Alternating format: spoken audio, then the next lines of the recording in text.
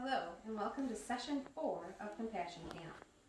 So far, we have learned that compassion is, I see your hurt, I feel your hurt with you, and I'll work to ease your hurt. Compassion helps us see and welcome, and helps us to be brave. Last session, we learned that compassion helps us love ourselves, and that means showing gentleness and kindness to ourselves in heart, soul, mind, and strength. Session 4 of Sparks Compassion Camp will teach us that compassion helps us be present with each other.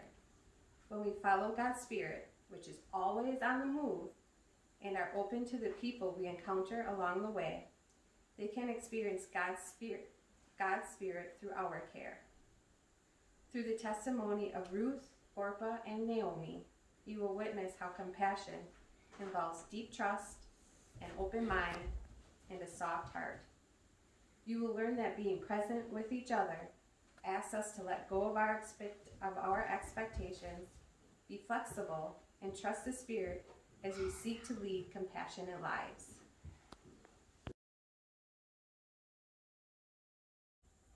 Hello, friend.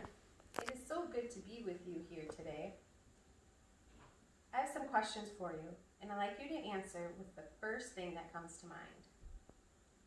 Who is always there for Minnie Mouse? Who is always there for Iron Man? Who is always there for Harry Potter? Who is always there for people in danger? Who is always there for people who are sick? Who is always there for children? Who is always there for you? Now that seemed pretty easy, but I'm wondering, what does always there even mean? What does it mean to be there for someone? Does it mean you're always by their side? What does it mean to be there for the sick, for the poor, for your family, for yourself?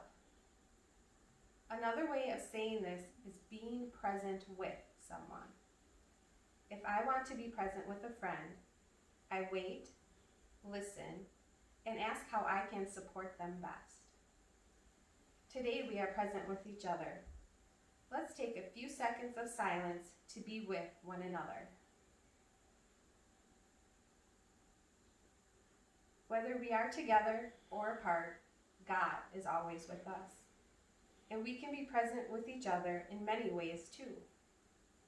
Today's song is about being present with God and each other, no matter what the situation. Let's sing our song, Face to Face, with Helen and Hannah.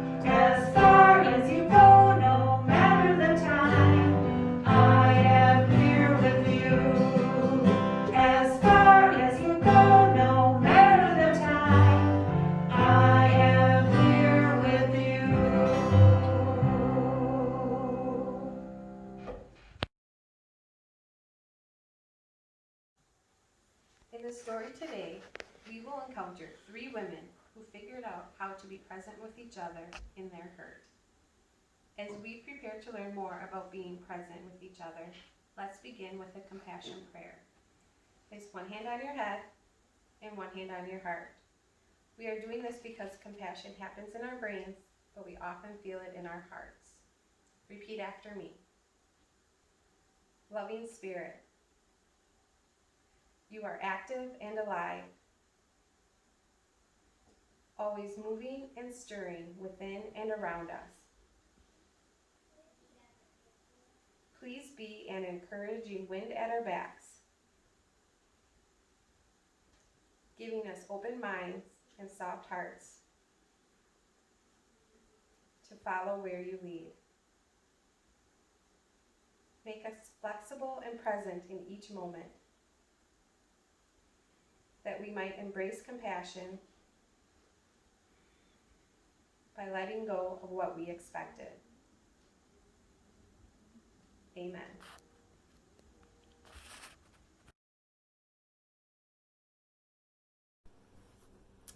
Well, hello everyone. I am so glad to be with you again tonight. Tonight I am at home just like you are. Tonight I'm going to share our Bible story with you again, and our story this week is about Ruth and Naomi and Orpah. Today's story is kind of hard and it's really sad.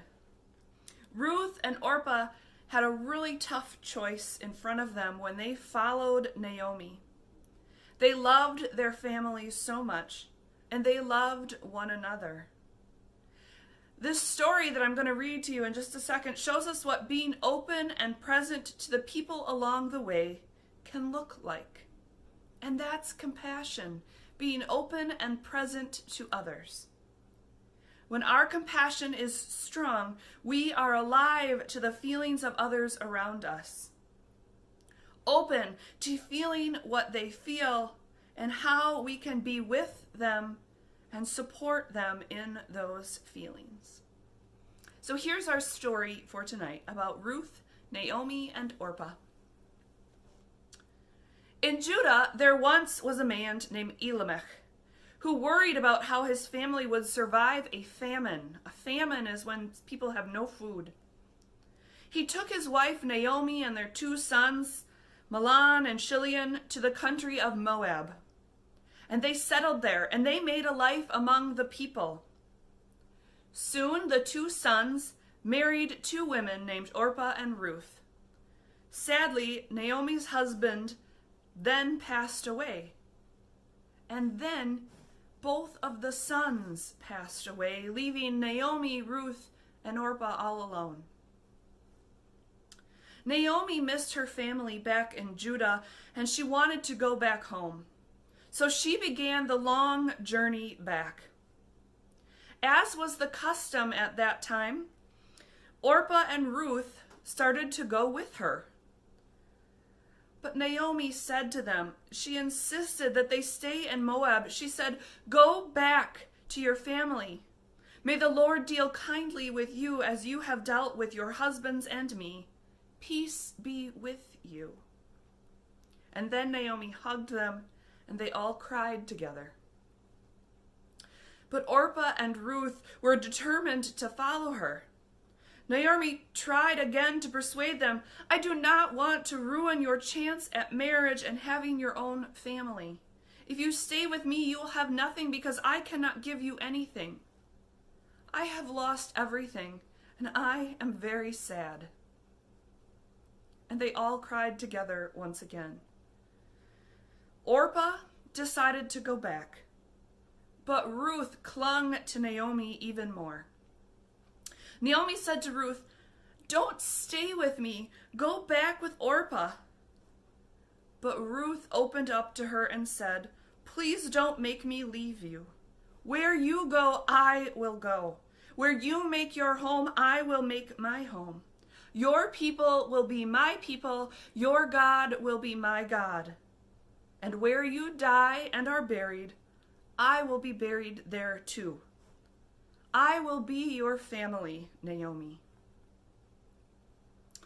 When Naomi saw that she couldn't change Ruth's mind, her heart was softened.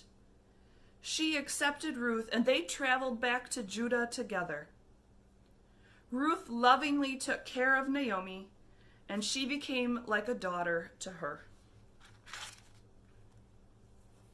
That was a really hard decision that Ruth made, to travel back with Naomi to a place she didn't know, so that she could continue to take care of Naomi.